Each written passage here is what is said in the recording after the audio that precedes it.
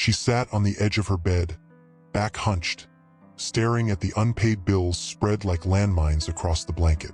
24 years old, part-time waitress job, a degree no one seemed to care about, a fridge humming louder than her own sense of worth. And above her head, taped crookedly to the wall, was a yellow sticky note that read, "Maybe you're not enough." It wasn't written by anyone else. It was written by her own hand. That thought, small, sharp, poisonous, had been steering her life for years. But on one ordinary Tuesday, one new thought would undo it all and change her future forever. Her name was Elena Ruiz. Born in Ohio, raised by a single mom who cleaned office floors at night, Elena was the kind of girl teachers said had potential. She got the grades.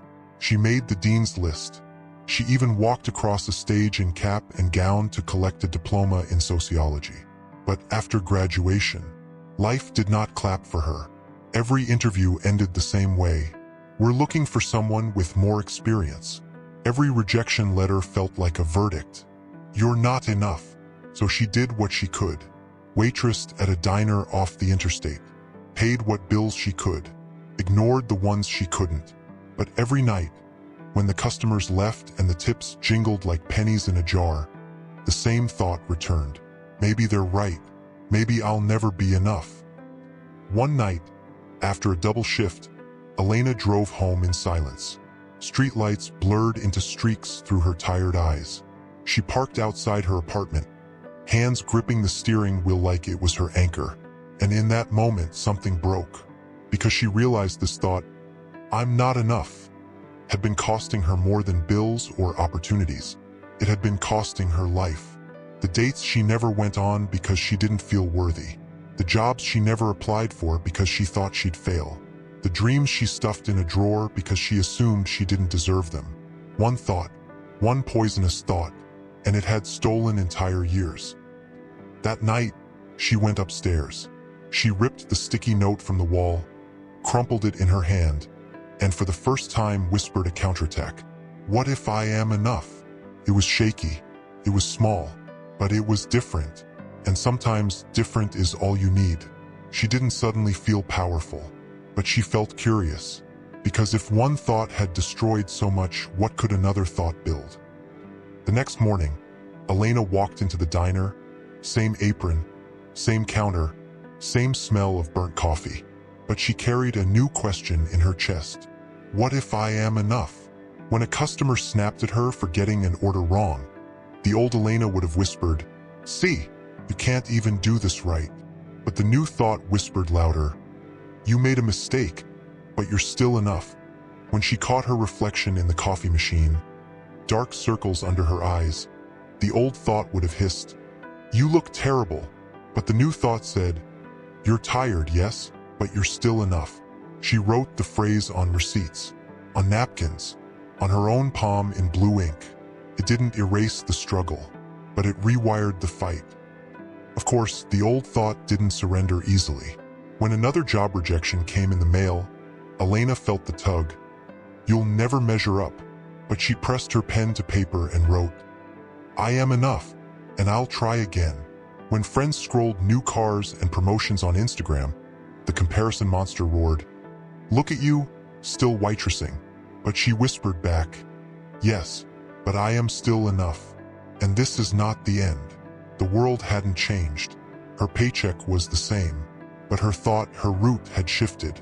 And when the route changes, the fruit always follows. 2 months later, Elena saw a flyer taped to the diner bulletin board. Community nonprofit hiring, program assistant, experience preferred. The old Elena would have walked past, but she paused. Her heart pounded, and the thought said, "Apply. You are enough." She stayed up that night typing a cover letter. Not perfect, but honest. She showed up to the interview, hands sweating, voice trembling. But when the hiring manager asked, "Why should we choose you?" she didn't freeze. She didn't collapse into apologies. She took a breath and said, "Because I believe I'm enough to grow into this role and to serve the people who need me." They hired her. And maybe right here is where I should ask you something simple. Comment the word "enough" below. Let that be your starting point, your brick, your first declaration. Then keep listening, because Elena's story is about you too. The job was entry-level. The pay wasn't glamorous, but it was a doorway. Elena poured herself into it. She learned grant writing. She learned public speaking. She learned to sit in meetings and not shrink into the corner. And every time her chest tightened, the thought came back, I am enough. She rose.